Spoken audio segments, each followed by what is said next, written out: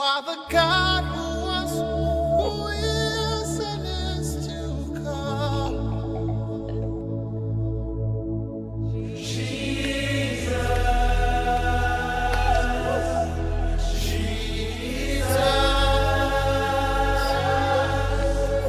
And in you I trust.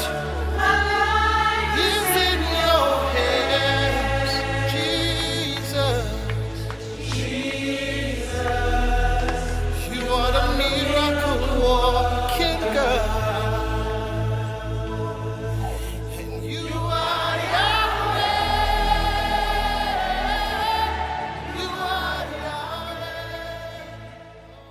Mesdames, Messieurs, béni soit le grand Dieu des cieux qui est le maître incontesté des temps et des circonstances. Que son Saint-Nom soit béni au siècle des siècles par Jésus-Christ notre Sauveur.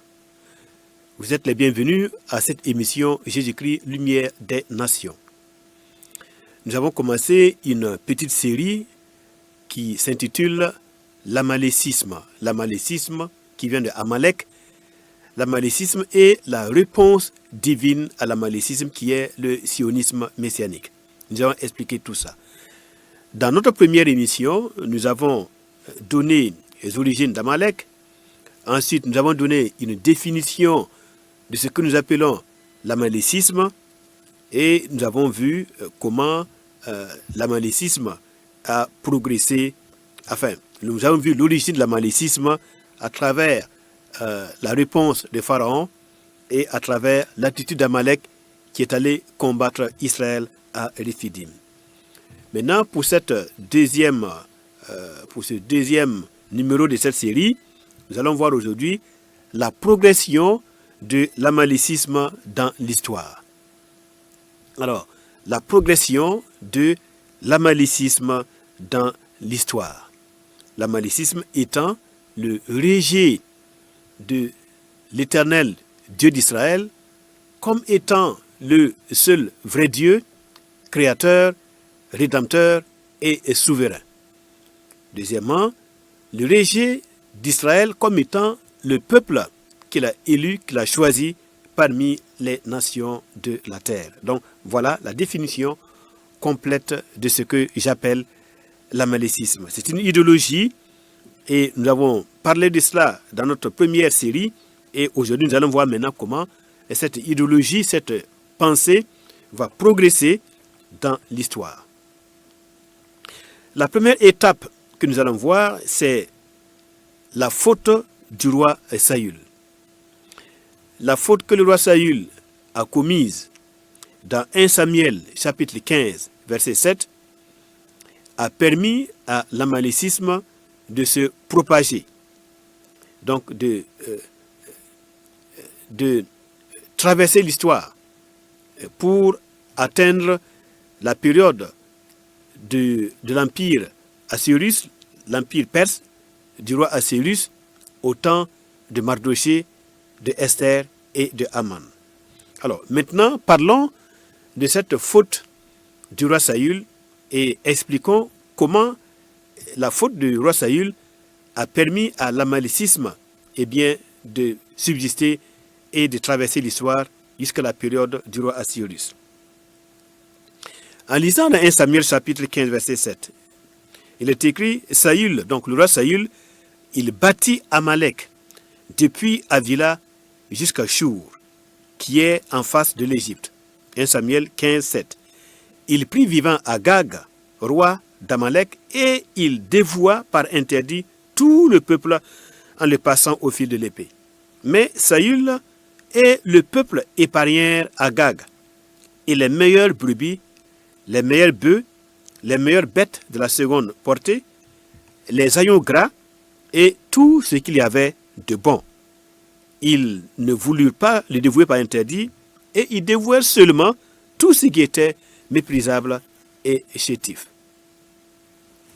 Alors, le fait que le roi Saül, il n'exécute pas en totalité le commandement du Seigneur, l'ordre du Seigneur qui lui avait dit d'exterminer la pensée amalécite en détruisant Amalek entièrement, eh bien, Cela a permis justement que Amalek, le roi Agag, voilà, d'Amalek, lorsqu'il a été saisi, capturé par l'armée de Saül, il a été bien sûr mis en prison, puisque Saül voulait le ménager. Comme on vient de le lire, eh bien, il n'a pas exécuté l'ordre de Dieu, donc il n'a pas tué Agag, le roi Amalek.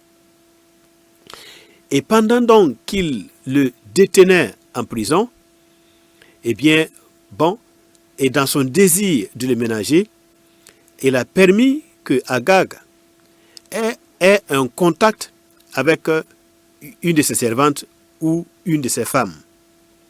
Et ce contact a été une semence, un enfant a été conçu, et voilà, lorsque par la suite, le prophète Samuel va exécuter le roi Agag pour obéir entièrement à la parole de Dieu, il se trouve que Agag avait déjà transmis sa semence à une femme, et voilà, un enfant est né, et donc Amalek est devenu, enfin, a pu subsister, a pu traverser l'histoire par cet enfant.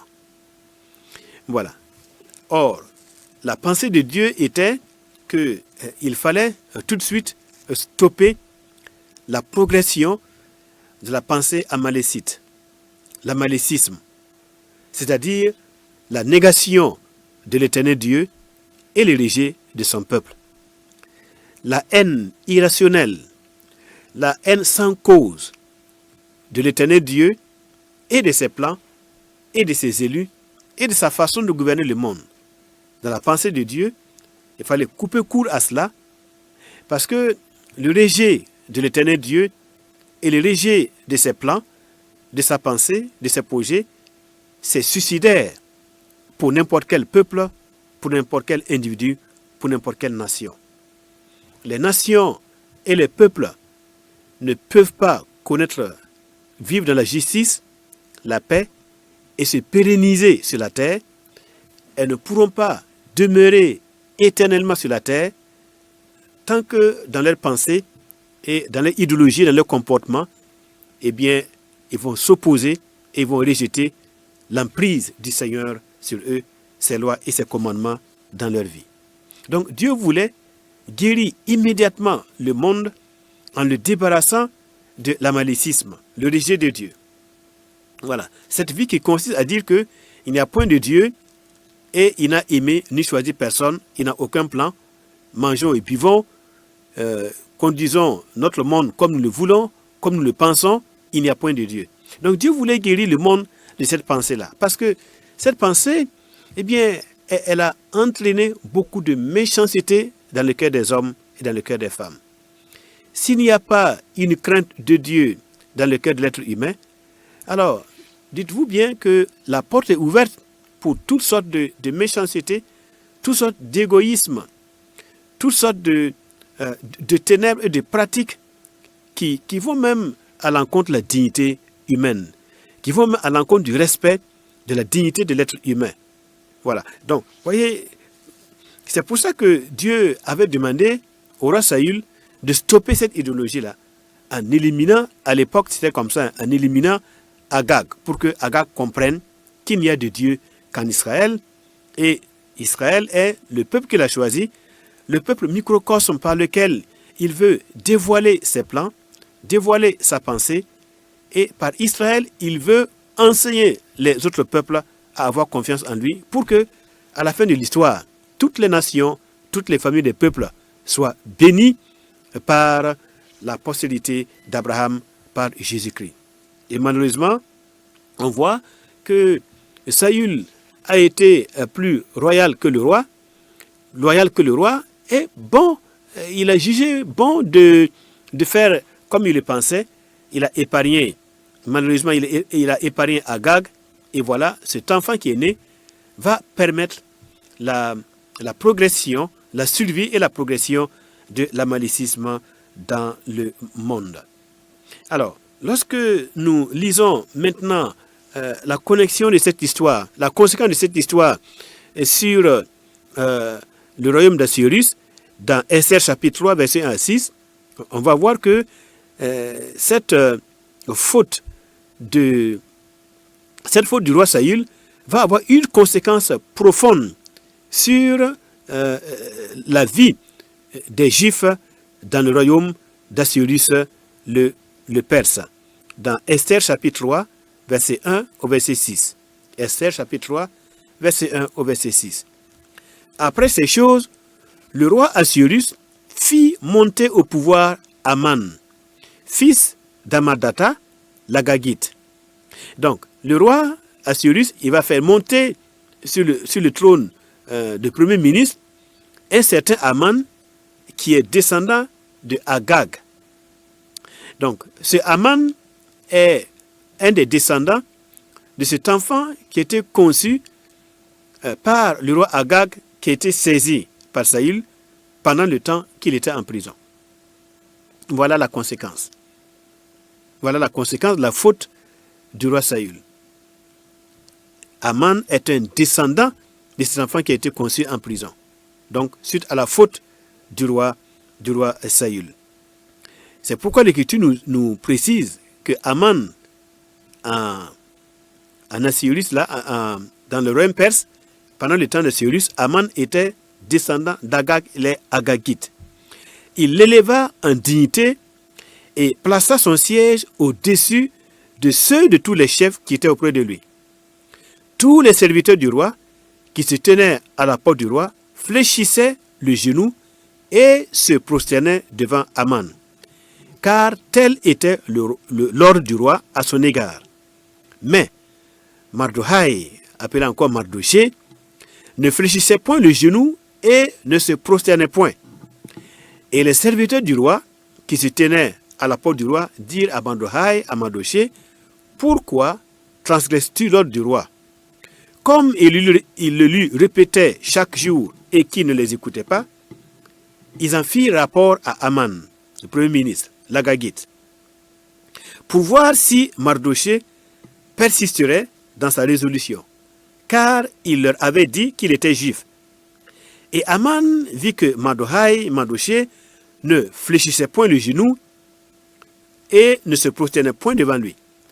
Il fut rempli de fureur, mais il dédaigna de porter la main sur Mardoché, car on lui avait dit de quel peuple était Mardoché, donc il ne voulait pas porter la main sur Mardoché seul, parce qu'on lui avait dit de quel peuple il faisait partie, Mardoché faisait partie, et il voulut détruire le peuple de Mardoché, donc les Juifs, tous les Juifs qui se trouvaient dans tout le royaume d'Assyrus.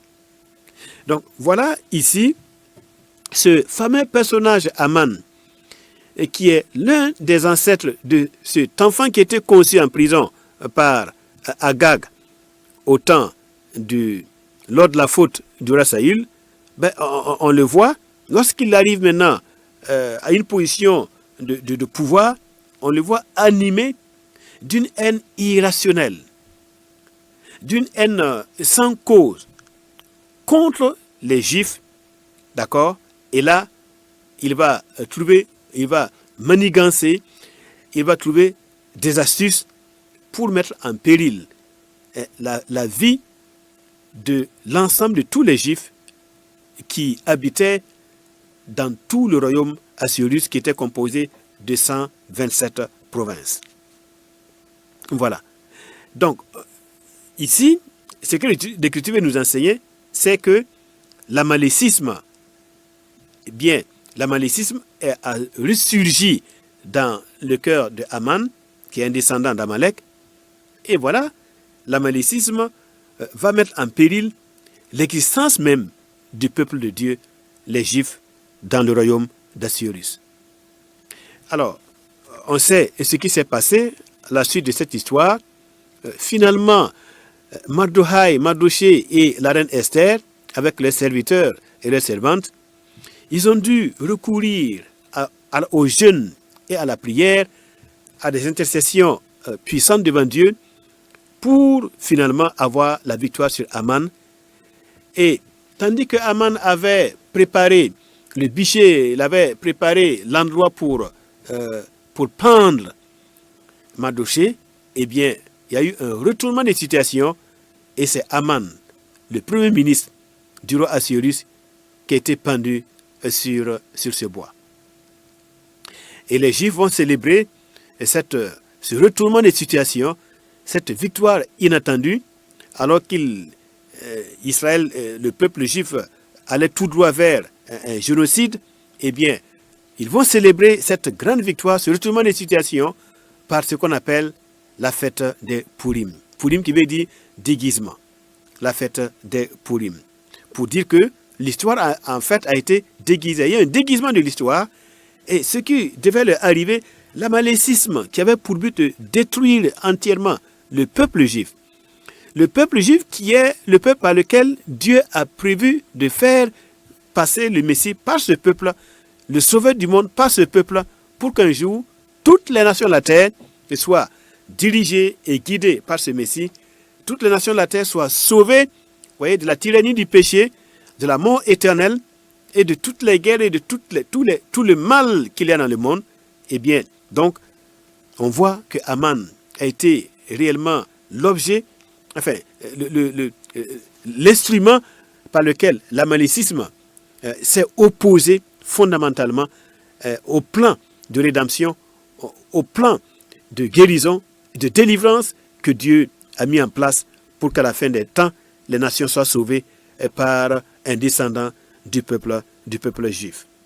Voilà, donc l'amalécisme, dès son départ, voilà, va progresser pour finalement se retrouver comme une puissance agissante dans le royaume perse d'Assuérus. Et en allant maintenant dans le livre du prophète Daniel, on va voir que cet amalécisme-là, cette haine irrationnelle contre l'Éternel Dieu et contre son peuple, cette haine va faire son bonhomme de chemin. Dans Daniel chapitre 10, verset 13, nous pouvons lire. Daniel chapitre 10, verset 13. Le chef du royaume de Perse, m'a résisté 21 jours, mais voici Michael, ou encore Michel, qui est l'un des principaux chefs, est venu à mon secours. Et je suis demeuré là auprès des rois de Perse. Ici, l'Écriture est en train de nous parler d'un autre combat, d'un combat qui a eu lieu entre l'archange Michel, ou encore Michael, et une puissance démoniaque qui est opposée justement à l'archange Michel, et qui est, si vous voulez, un des protecteurs du peuple d'Israël, et cet ange qui s'oppose à la protection d'Israël, qui est nommé le prince de Perse, il est aussi appelé Dubiel. Dubiel qui veut dire mon Dieu est un ours. Dans les prophéties ou dans les visions du prophète Daniel, alors Daniel avait vu dans la succession des empires et des royaumes, il avait vu 4 empires qui se succédaient. Le premier qui était symbolisé par un lion, donc l'empire babylonien. Le deuxième par l'ours, qui est l'empire perse. Le troisième par le léopard, l'empire macédonien ou grec. Et la quatrième bête, donc qui est sans pareil, qui est sans commune mesure avec les autres, qui est en fait l'empire romain.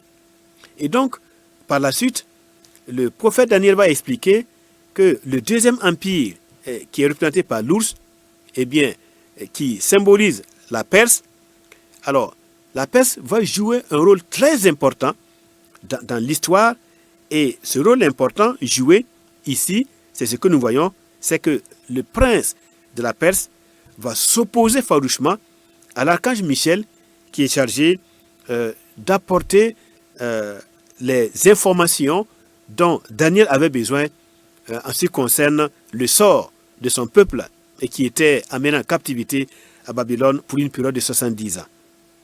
Donc, Daniel, il écrit que le chef du royaume de Perse, voilà, m'a résisté 21 jours. Donc, il y a eu un combat entre le chef du royaume de Perse, cette puissance spirituelle, voyez, cette puissance spirituelle qui est en fait l'auteur même de l'amalécisme. Voilà, l'auteur de la haine de Dieu et de son peuple, d'accord. Donc, il va s'opposer à Michael, et finalement, Et cette bataille spirituelle vient illustrer ici le combat de l'amalicisme contre le sionisme messianique, le combat du mal contre le bien, eh bien une puissance de négation de Dieu contre une puissance d'affirmation de la souveraineté de Dieu, donc un combat entre l'archange Michel et le prince Dubiel. Alors, je vais donner quelques petits détails.